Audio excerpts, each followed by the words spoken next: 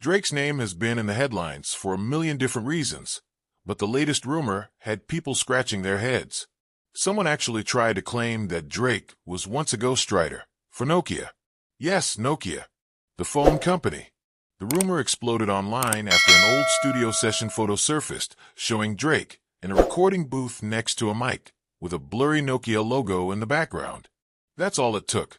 People started making wild claims that Drake had been secretly writing corporate jingles for the tech giant before he blew up in the rap world. But here's the thing, it's completely false. The story might sound funny, but it spread fast. Social media loves anything weird tied to a celebrity, especially someone like Drake, whose career has been haunted by ghostwriting accusations before. The Meek Mill beef years ago brought those whispers into the spotlight, and ever since, people have been quick to believe anything that hints at Drake not writing his own stuff. So when this Nokia story popped up, some folks were ready to believe he used to ghostwrite for ringtones and ads. The idea of Drake penning lyrics for flip phones and Snake 2 commercials was too bizarre not to trend. But if you take even a second to look at the facts, it falls apart. The photo in question was taken during a very early recording session for a mixtape Drake was working on before his so far gone era. The Nokia logo in the background? It wasn't even official. It was a sticker on some old studio equipment.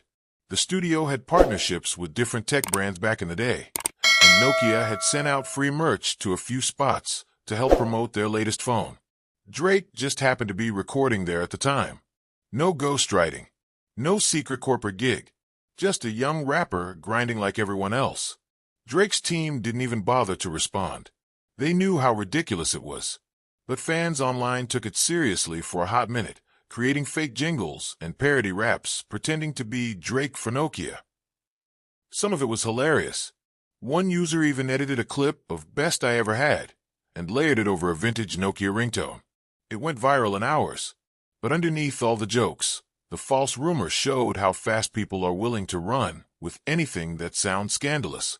While Drake was watching social media have a laugh at his expense, Boosie Badazz was dealing with something a lot more serious and way more chaotic. Boosie, who's always been a wild character in hip-hop, found himself caught up in the middle of a car crash that turned into pure madness. Reports say the crash was sudden and violent. The scene looked like something out of a movie, glass everywhere, airbags deployed, tires screeching, and multiple passengers shaken up. Boosie himself wasn't severely hurt, but what happened after the crash is where things got messy. According to people close to the situation, Boosie's friends who were in the car with him immediately started setting the stage for a payout. Witnesses say they were quick to pull out phones, record statements, and talk about injuries, even ones that didn't seem obvious at the moment. It wasn't just panic or shock, it was strategy. These guys knew what they were doing. They were laying the groundwork to possibly sue for damages or get Boosie's insurance to cover major payouts. It didn't take long for fans to weigh in. Some people felt like Boosie's crew was doing what anyone would do, trying to protect themselves and secure compensation for a traumatic event. Others weren't so forgiving. They accused the crew of trying to finesse the system, possibly even blaming Boosie if it meant getting a bigger check. The online conversation quickly turned into debates about loyalty, responsibility, and how fame changes everything. Boosie, true to form, didn't go silent. He jumped on Instagram Live not long after, showing off that he was still standing, still talking, and still in control. But his tone was different. Normally loud and brash, he sounded more annoyed than anything. He didn't say much about the crash itself, but the message was clear. He didn't appreciate people using the situation to get paid. Insiders say there's already tension between him and some of the passengers. At least one of them is reportedly consulting a lawyer. The whole thing feels like a recipe for betrayal. One moment you're riding with your people, thinking they've got your back. The next, they're calculating how much your name is worth in court. Boosie's built his image on being real, loyal, and unfiltered. But if the people closest to him start flipping, it could crack that image wide open, especially if lawsuits start flying or someone decides to speak out publicly. Boosie's situation is more than just a car crash. It's about what happens when fame collides with reality. When money's involved, everything changes. People who once called you family might start looking at you like a paycheck. And for someone like Boosie, who's always tried to stay true to the streets while navigating celebrity life, it's a dangerous line to walk. Back to Drake. The Nokia ghostwriter rumors may have faded as fast as they popped up, but they're part of a bigger pattern. The rap game is obsessed with authenticity. Ghostwriting accusations, no matter how silly or far-fetched, always carry weight. Even when they make no sense, people want to believe them because they hit at the core of a rapper's credibility.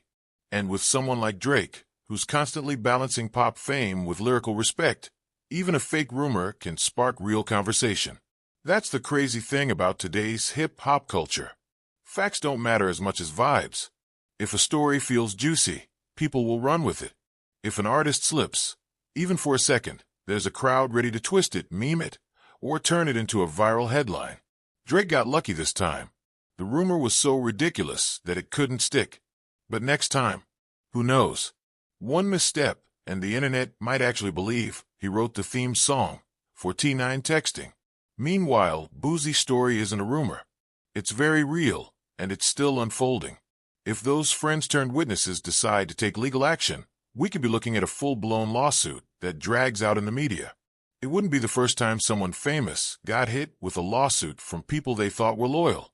But for Boosie, it's personal. He's not just a rapper. He's a survivor, a fighter, someone who's been to prison and come out swinging. Getting stabbed in the back by his own people? That might hurt worse than the crash itself. Both these stories, in their own ways, show how crazy things have gotten in the industry. One rapper has to fight off a fake ghostwriting rumor for a phone company. Another is dealing with a car crash that turned into a legal battlefield. And the craziest part? None of it has to do with music. Yet it dominates the headlines. That's the world we're in now.